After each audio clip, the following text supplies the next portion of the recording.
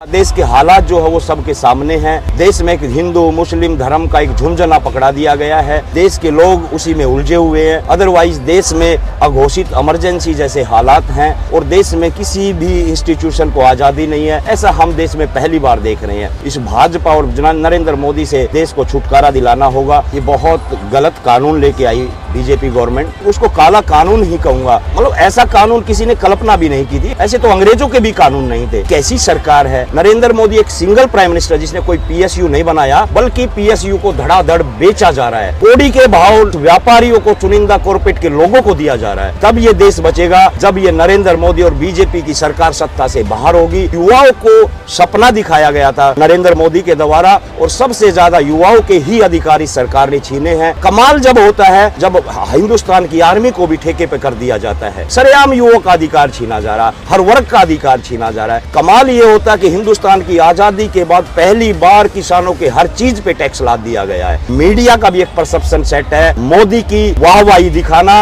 और कुछ नहीं है। मीडिया से हम भी समझते हैं कि ओपिनियन पैदा होते हैं समाज के अंदर और मीडिया अपना गलत काम कर रहा है। मीडिया भी दोषी है देश की ये दशा बनाने में। बीजेपी डराने की कोशिश करती है। राहुल जी ये कहते हैं डरना नहीं है। जब तक राहुल जी पीएम नहीं बनेंगे हम ऐसे ही चलते रहेंगे, हम रुकने वाले नहीं है। हमने अपना सब कुछ समर्पित कर चुके हैं हम राहुल जी के लिए। हम राहुल जी के लिए लड़ेंगे, मरेंगे, सब कुछ करने के लिए तैयार है। बस मकसद एक ही है, इस देश को बचाना है, चोरों से बचाना है जो सत्तासीन बैठे हैं। उससे पहले देश में एक बहुत ईमानदार नेता की जरूरत है। वो सिर्फ मैं राहुल गांधी जी के अंदर देखता हूँ। बहुत ईमानदार नेता है और युवाओं के लिए, हर छोटे से छोटे वर्ग के लोगों के लिए उनके दिमाग में विजन है। वो उनके लिए बहुत सोचते हैं। देश को आगे राहुल गांधी जी ही ले जा सकते हैं। मैं नरेश शर्मा,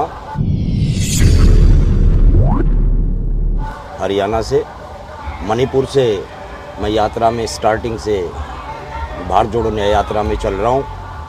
हम 3-4 साथी अपने लेवल पे हम यात्रा कर रहे हैं।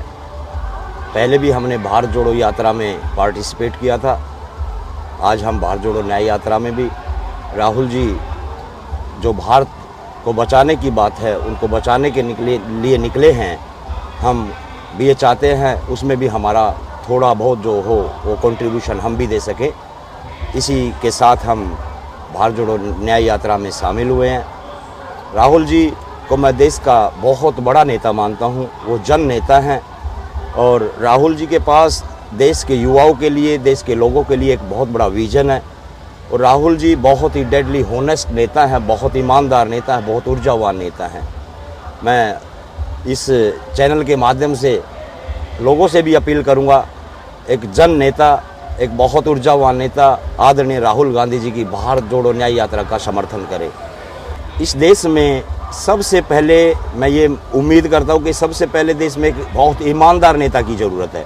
वो सिर्फ मैं राहुल गांधी जी के अंदर देखता हूँ। बहुत ईमानदार नेता हैं और युवाओं के लिए, हर छोटे से छोटे वर्ग के लोगों के लिए उनके दिमाग में विजन है। वो उनके लिए बहुत सोचते हैं, उनके दिमाग में प्लान है। वो देश को आगे राहुल गांधी जी ही ले जा सकते हैं। बाकी देश के हालात जो है वो सबके सामने हैं। देश में एक हिंदू मुस्लिम धर्म का एक झुंझुना पकड़ा दिया गया है। देश के लोग उसी में उलझे हुए हैं।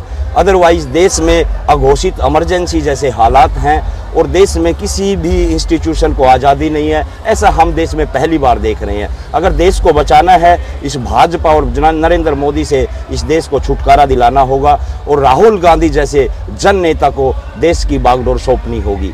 हम राहुल जी का दिल से समर्थन करते हैं, तन मन धन से समर्थन करते हैं। राहुल गांधी जी को मैं बहुत बड़ा जन नेता हिंदुस्तान का मानता हूं और आदरणीय स्वर्गीय श्री राजीव गांधी को मैं अपना आइडियल मानता हूं। मैंने 18 साल की उम्र में पैदल नंगे पैर मैंने आदरणीय स्वर्गीय श्री राजीव गांधी जी की शव यात्रा में मैं 3 मूर्ति से शक्ति वीर भूमि तक मैं पैदल चला था। तब से इस परिवार के लिए मेरे दिल में जगह और मैं समर्पित हूँ राहुल गांधी जी के लिए। अपना सब कुछ नौछावर करने के लिए तैयार हैं हम राहुल गांधी जी के लिए। ये बहुत गलत कानून लेके आई बीजेपी गवर्नमेंट और राहुल जी ने अच्छी पहल की, आगे बढ़ के एक अच्छी पहल की और ये कानून लेके ही नहीं आना चाहिए था।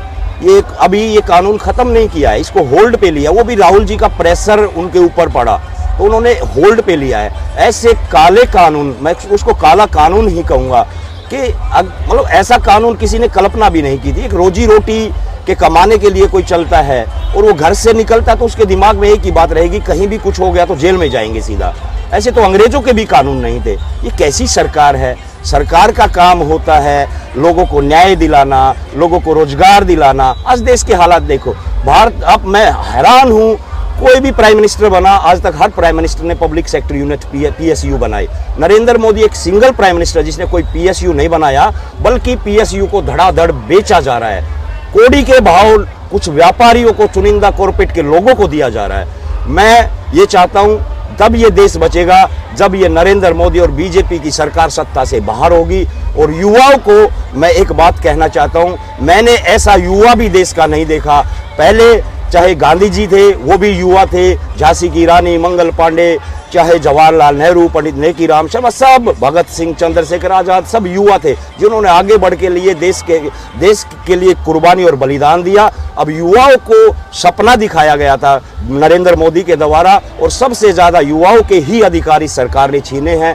कमाल जब होता है जब हिंदुस्तान की आर्मी को भी ठेके पे कर दिया जाता है और युवा उस चीज पे आगे आके भी उसका विरोध नहीं करते हैं। सरेआम युवाओं का अधिकार छीना जा रहा है, हर वर्ग का अधिकार छीना जा रहा है। कमाल ये होता है कि हिंदुस्तान की आज़ादी के बाद पहली बार किसानों के हर चीज पे टैक्स लाद दिया गया है। किसानों की किसी भी चीज पे टैक्स नहीं था, आज हर चीज पे टैक्स है। हर वर्ग तरसता है, हर वर्ग परेशान है।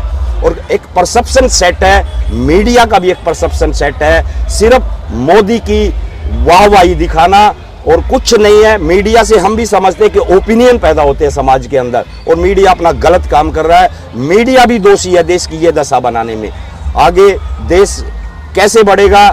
जब ये नरेंद्र मोदी सत्ता से बाहर होगा, राहुल गांधी जैसे जनप्रिय नेता, जन नेता इस देश में आगे आएंगे, सत्ता में आएंगे, तब ये देश बच सकता है। नहीं तो ये देश बहुत गड्ढे में जा चुका है। बहुत अच्छा रुझान देखने को मिलता है। कितना जन सैलाब, आप लोग भी देखते हैं, जन सैलाब आता है। इतने लोग राहुल जी को दर्शन करने के लिए, राहुल जी का दीदार करने के लिए लोग आते हैं। क्या जन सैलाब, हुजूम आता है लोगों का। महिलाओं को देखो, कितनी संख्या में महिलाएं, बच्चे आगे बढ़ के पुष्प वर्षा करते हैं। और कितने लोग युवा, बेरोजगार, जो प्रोफेशनल डिग्रियां लिए हुए, वो युवा राहुल जी से गले से लग के चिपक के रोते हैं कि रोजगार नहीं है इस देश में।